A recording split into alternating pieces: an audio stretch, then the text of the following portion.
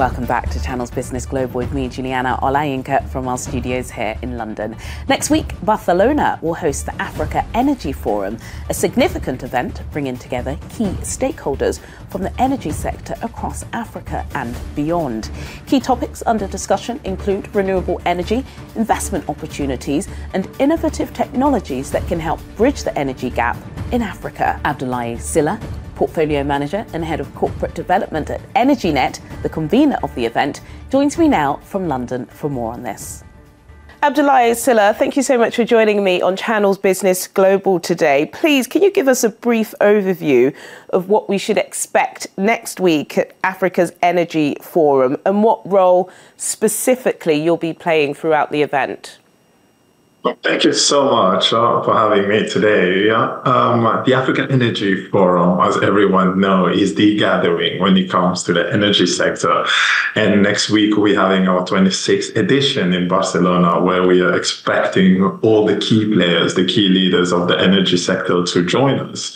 So the expectation, as usual, for AEF is you can expect a lot of deals to get signed. That's the platform we provide, networking opportunity, ideas and discussion. People can come, innovative ideas, so that the industry can move forward on the continent. So we target all four areas of the continent: north, south, east to west. We bring everyone from the project value chain. So you can expect a lot of discussion, in-depth discussion.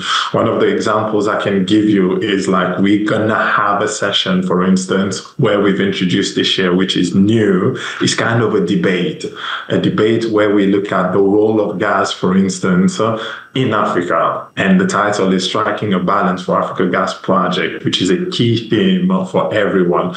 Basically, it's a healthy debate where we look at the ongoing discussion in the sector as to whether natural gas is a good bridge for countries seeking to transition away from coal and oil. Is it a transitional? Is it an enabler? So a lot of people are discussing. Those are the sort of discussion you can expect at AEF next week. Yeah, the whole discussion about whether or not compressed natural gas should be the transition fossil fuel is a very important discussion, a conversation currently happening in Nigeria. What other current trends and challenges are likely to be discussed next week, Abdoulaye? Because, of course, we know energy has been at the centre of geopolitics, mostly because of the invasion of Ukraine a couple of years ago. But then, of course, we've got COP29 coming up. A lot of pressure been placed on the shoulders of African leaders and businessmen to hurry up the transition. But, of course, they're making a lot of money in the energy sector. Absolutely, absolutely. There is so many current trends and challenges Africa are facing. As you know, we're always on the far end of things as an African man myself, which is why some of the reason I got into this role, but we'll get onto that later on. However, we do a lot at EnergyNet, we do a lot of extensive market research first. Before we put all this together, we do a lot of extensive market research. We talk to clients, key players in the market, your developers of this world, technology providers, the big EPC, even the large energy consumers. So we try to collect as much data from them.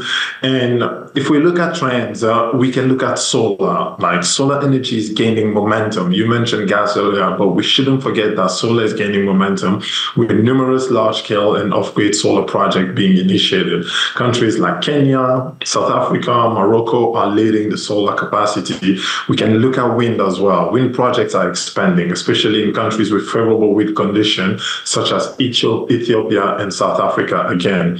Hydro, also large hydropower project continues to be developed, particularly in the Republican Democratic area as well. So energy access expansion, it's on every government's agenda at the moment. If you look at Senegal, for instance, everyone is pushing for like the energy access expansion. And then you have also the regulators that are coming in terms of trend.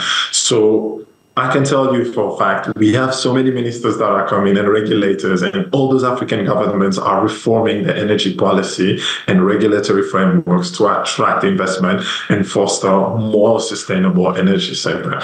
So those are some of the trends that we're finding that are attracting investors, onto the continent. And however, on the flip side, you do have challenges as well. And the first one that comes to mind is the infrastructure deficiencies, like aging and insufficient infrastructure hampers the efficient generation, transmission, and distribution of electricity.